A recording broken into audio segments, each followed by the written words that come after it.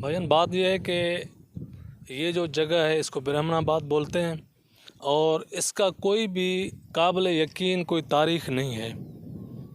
जिस हवाले से हम इस मलबे के ढेर को देखते हैं, उसके बाद हम मुग़ल बादशाहों के जो फ़न तामीर देखते हैं, तो उससे हम अंदाज़ा लगा सकते हैं कि ये जो यहाँ पे बना हुआ है ये काफ़ी पुराना है।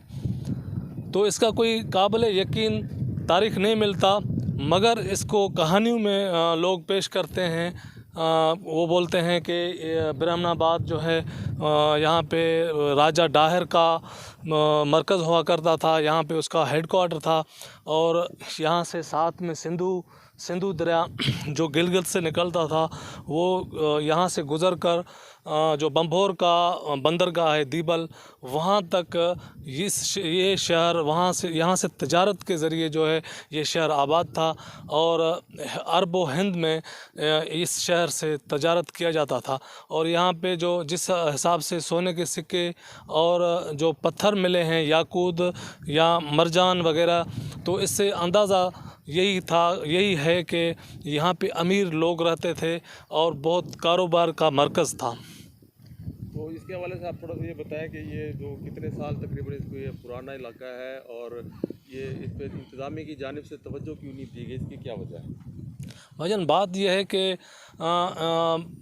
इसका कोई तारीख़ आपको तो किताबों में मिलेगा ही नहीं और इंतज़ामिया की वो जो ज़िंदा लोग हैं उनको शहर संभाले नहीं जाते, तो ये जो मुर्दों का शहर है तो यहाँ पे कैसे इसको संभालेंगे, ये उनकी नाअहली है।